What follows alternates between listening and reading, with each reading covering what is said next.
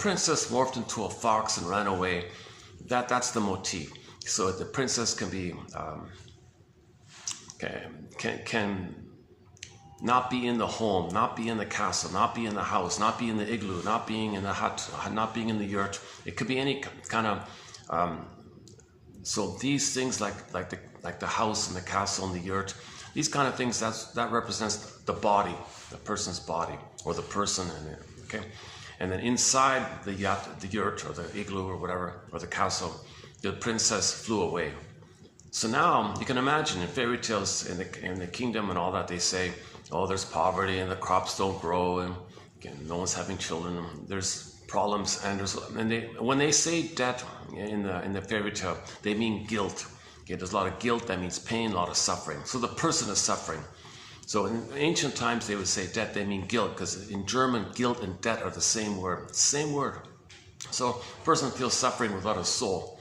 So you identify the soul is missing, and then you engage in some kind of self-awareness, some kind of introspection, do some kind of audit, try to understand what happened, why did the soul fly away, kind of thing, and build your ego towards understanding. Then you feel safe, understanding, forgiveness, safety, recognition. Yeah, and that kind of general process. As you're doing that on the surface, in the unconscious, the princess is approaching back in, kind of thing. So you want to. You want to be like, as you investigate consciously, in the unconscious, okay, you can see Dorothy trying to line up the Scarecrow, Tin Man, and Lion. So there's a metaphorical Dorothy within everybody. Okay, Dorothy is just a personification of the energy that's healing us, that's lining things up, that's correcting things.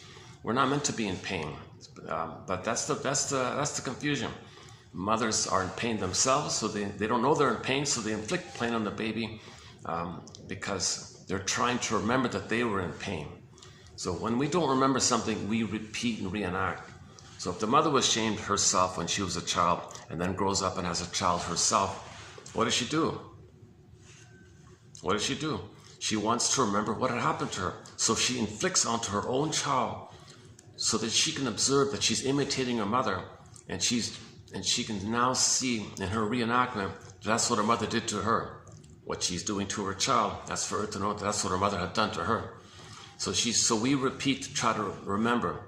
So she doesn't remember, that's why she repeats. Mr. Freud's most famous essay, memory, repeating, working through. If we don't remember, we reenact and repeat.